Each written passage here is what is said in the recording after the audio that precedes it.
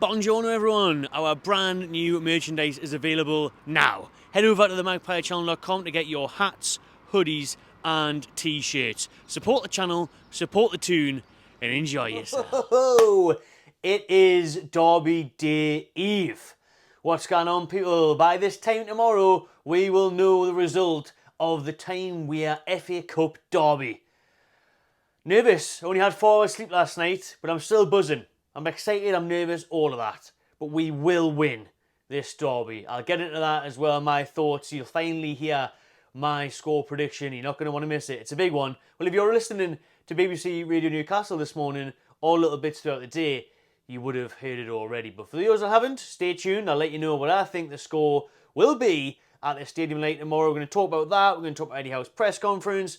We're going to talk about, obviously, yesterday I was at the Stadium Light when all this madness was going on in the background about the Black Cats bar turning the Magpies bar. We'll talk about that as well, and obviously all the backlash and how they've had to remove it all, and the apologies from Sunderland, and they're an absolute mess. An absolute mess. So the loads to talk about, but let's start with this transfer news. So, we might have forgot that it is actually a transfer window. We are well and truly into the January window now. It's been open for 5 days. Obviously, it's always quiet for the first couple of weeks, normally, until the last week, and especially, obviously, deadline day. Well, this time a couple of years ago, actually, this day a couple of years ago, Newcastle was signing Kieran Trippier, our first signing since the takeover. We need some signings right now. We know that. The injury crisis, the squad depth, it's not there. However, we're not close to bringing anyone in, apart from Guimaraes. He's been heavily linked, the striker from Germany. But we'll talk about him next week. We'll do more transfer videos next week. I haven't really wanted to do the transfer stuff because I've been focusing so much on the Sunderland game. Obviously, every day this week I've had videos building up to the Derby day. Yesterday I was interviewing the Macnams at the Stadium Night. Make sure you check that out if you haven't seen it already. The day before that I was at NX Newcastle, the Fan Zone, which I'll be hosting tomorrow with Steve, Howie and Mickey Quinn. So have a look at that one. Get yourself some tickets. If you haven't already, link will be in the description. If there's any tickets left. Maybe sold out now, to be honest with you. Over 1,000 Geordies. Going to be at NX tomorrow lunchtime. It's going to be absolutely bouncing. I can't wait for it. And then I would do other stuff during the week as well. But before we do, again, focus on the derby, I've got to talk about this because this is everywhere the last half an hour. Bruno Guimaraes to Paris Saint-Germain. Now, obviously, the Qataris in France liked what they saw in those Champions League games because they apparently are set to activate Bruno's release clause of 115 million euros. Now, we all know that Bruno got a release clause in that brand new contract he signed not so long ago. And that if a suitor came in, they could activate it. And who else but PSG to do so? They're the one with loads of money. They're the ones who just take FFP fines. You hear all of us complain about FFP. We can't do this, can't do that. They've been fined loads of times. 65 million, their highest fine for breaking financial fair play. Don't know if it's different rules in France or what, but they just keep on doing whatever the hell they like. Probably loads of bribes, I'd imagine. But Bruno is the one that they want. Very interesting stuff. The king of transfers, Fabrizio Romano, is reporting it now as well. It originally came out from Brazil, then France, now England. TNT Sports was the clip that I'll probably put on the screen there of a quote as well. So it's very real. And a lot of journalists are now reporting that it is real, the interest is there, and the offer will be coming. Some people are saying that it depends on what Bruno wants to do. Apparently Newcastle would be willing to listen to offers, is what some people are saying, to allow them to really go hard on FFP, because if we raised over £100 million in sales, that would really allow us to sign a good few players. Because it's not just like for like, you get the 100 million, you can spend 100 million. It would mean we could spend a few hundred million. We could literally spend a couple of £100 million if we sold Bruno, so we would be able to get another 2 or 3 big name players in and really bolster that squad depth. And that's what the rumours were, the reports were, that Newcastle would probably have to do that before all this Adidas money and the new brand deals in the Premier League and hopefully Champions League money again comes in. They would have to sell one of their star assets, and it was always Bruno that was linked to doing that, the young Brazilian midfielder. However, another journalist, other reports are saying that Newcastle are not entertaining the idea of selling Bruno this January, because next summer and next year he is a massive part of our marketing campaign under Adidas, and he's just obviously a vital part of our team. He's one of the first names on the team sheet. Eddie loves him, the fans love him. But this one has split opinion. People are saying, oh, I would sell him, then we can sign such and such and such and such and get a striker and do this and get that goalkeeper. So it's difficult because a lot of people are open to it, thinking like, well, I know that's Bruno and we love him and everything, but we sell one player, we can get 5. So it's one of them ones. I don't know. It's tricky. I want to talk about this more in depth probably next week to see if it gathers pace. This video just really wanted to touch on it and let you know the news if you haven't seen it already, and a quick briefing on it, because we have got loads to get through in this video. So do drop your thoughts below quickly. Would you sell or keep Bruno? Do you think he will stay or leave? Personally, I don't think he'll leave in January, but next summer, I wouldn't be surprised if he did. I could see that changing and that big offer coming in and us being tempted. I really could. But we'll see what happens. Anything could happen on that part. Right then, let's talk about obviously the news that came out yesterday. The Sunderland hospitality PR disaster, transforming their own hospitality bar, the Black Cats bar, into a black and white themed bar. All of these signs came up. I thought I was getting sent them really early before it went out on Twitter and everything. I thought it was a wind up. Honestly, I was at the stadium late and I'm ignoring that for now. I've got to interview these Mactons. But I was just like, oh, that's funny. Honestly, thought it was photoshopped. Thought it was a wind up. All these were real. They were changing the highway. Oh man, I couldn't believe what I was seeing. Putting up cheer up Peter Reid behind the bar. Absolutely mental. Sunderland fans were fuming. Absolutely fuming. And I don't blame them. I would be as well. I would have been absolutely raging if they did that to us. Need chance. But Sunderland were all about the cash. They allowed Newcastle to go ahead and put them signs in, and they were charging £600 a pop for Newcastle fans to get into this hospitality area for the game, so they thought they'd make them feel extra welcome and make them feel right at home and roll out the red/black and white carpet. Literally rolling out the black and white red carpet for them. Unbelievable stuff.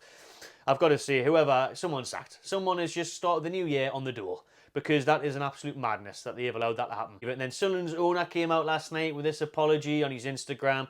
The club were releasing statements as well. Obviously apologised, or the club in general have had an absolute nightmare there. And they should be ashamed of themselves. That is terrible, terrible crack. Signs have been taken off now after Sunderland fans threatened to go to the Stadium of Light and protest last night. They've been taken down, and the Toon fans that are paying big bucks for that ticket tomorrow will just have to put up with no branding. I'm sure they'll let them know that it did happen. And to be fair, those images are there now forever. Sunderland will never be able to remove that from history. We will always have that over them. Add that to the list. Now then, Eddie Howe had his press conference this morning before the FA Cup clash. Loads of stuff to talk about, really. He was talking about, the Geordies in the dressing room have been giving speeches and letting the rest of the team know just how important this fixture is. So you got Dan Baines down there doing the dancing eye, pretty green eyes, letting Joe Linton know exactly what it means.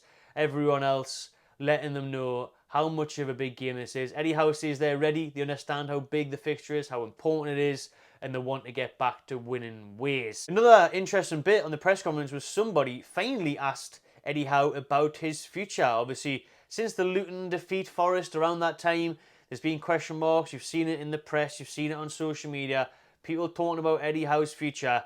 And he was asked about it today, saying basically, if you lose this game, do you feel like you could get sacked? Could you get sacked if you lose this game? And he basically replied just saying, well, I hope not. I'm always under pressure. He says he's got the backing of the clubs. He speaks to the owner on a regular basis. He doesn't want to think like that anyways. He wants to concentrate on the game and make sure they get the job done and get that win. He talked about loads of other stuff about, watching derbies in the past for Newcastle and Sunderland and how big of a game it is, how crazy the atmosphere is going to be, and all sorts, really. I could talk about his press conference for ages, but the video time is a-ticking. I know people have got stuff to do on this Friday afternoon, and it is, like I said, the derby is tomorrow lunchtime, so there's not much time to get this video out there for you lot to enjoy. So let me know if there's anything else in Eddie Howe's press conference, what you thought was interesting, and his response to those sack claims, saying that he could be sacked if he lost the derby, which is obviously what one of the Mactons said to me at the Stadium of Light. Now then, let's quickly finish on my score prediction, my little match preview, bit of everything rolled into one for you lot. Listen, I'm confident. I'm buzzing / nervous, but I think there's always the nerves on derby day. They're always there, even though I forgot what they feel like because it's been that long since we played the SMBs. But it's been a while, and it's still there, and I think that doesn't help the nerves either. Do you know what I mean? A bit of the unknown again, a bit of the tension. But I'm really excited, man. I cannot wait for this game. We'll have to do the business for me. Like I say, I was on Radio Newcastle earlier. I had a Sunderland fan on at the same time as me. and I was saying I haven't heard of half the players. I don't know who they are. Without being disrespectful, I'm going to clue who they are. And if we turn up, our top class players, your Brunos, your Isaacs, Botmans, Gordons, all of these lot, they turn up, we win. There is no excuses. I don't want to hear fatigue and injuries and bench and all that. We've got enough tomorrow, more than enough, against Sunderland's budget championship team with the youngsters. It's embarrassing if we don't win this game. And I know all that can go out the window because it's a derby and it's the cup and there's always upsets and non-league teams beat Premier League teams and all that. But no, we need to be on the ball tomorrow, on that ball, ready for it, up for it, smashing it. Honestly, I'm confident. I have to say, a lot of nerves, a lot of pessimism out there. I'm being positive. I'm being very positive.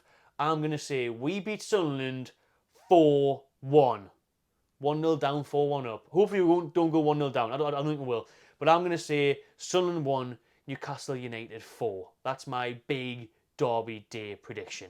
Now, also in the press conference about team news, Trippier late test today. I think he's fine. I think he'll at least be on the bench. I'm not sure what Eddie will do. We play Tino, Byrne, or Byrne and Trippier. I think Byrne will play. He was captain the other game, and he's a Geordie. He'll be wanting to play definitely. So yeah, be interesting to see what he does with Trips. Wilson is out. He's still enjoying his time in Dubai, no doubt. He's going to miss this game coming up against Sunderland and the Man City game. Howe confirmed that. And then he said the other absentees, the likes of your Willocks and Barnes, are hopefully going to be back by the end of the month. But I'm fancying this one. I'm fancying a big game for Sean Longstaff and Anthony Gordon. They're my two picks to watch out for tomorrow. I think Longstaff, local lad, loves it. Anthony Gordon, although he hasn't looked as sharp as he has been, I think he'll be fired up for this one. He'll find that extra burst from somewhere and that bit of energy to get us over the line, honestly, and get us over the line comfortably. I do. A red card in this game, I hear he's asking? Yes, I can definitely see it. I can honestly see Bruno being sent off, Bruno going wild and getting sent off. If he doesn't pick up a yellow card, at least I think it'll be a miracle. Same applies for Joe Linton. And one of their players could easily get booked or sent off as well, because I think they could get a bit annoyed and a bit frustrated if we do turn up and show our extra quality and skill, and that might resonate from the home fans as well. But hopefully the 6,000 Geordies are cheering all 90 minutes long and we'll get to party all night long. Lovely stuff. Cheers everyone for watching the Derby Day build-up videos this week. There is loads of videos coming your way tomorrow. I'm going to have a match reaction from NX. I'll probably do some fan cams at NX with the fans that are there. And then I'll also show you what the fan zone was like, a behind-the-scenes vlog, backstage, with the players, with the fans, the atmosphere, everything. It's going to be unreal. So a good few videos coming your way across this weekend. Subscribe, enjoy the Derby, people. Drop your comments below, drop the scores below, and I'll see yous on the next one.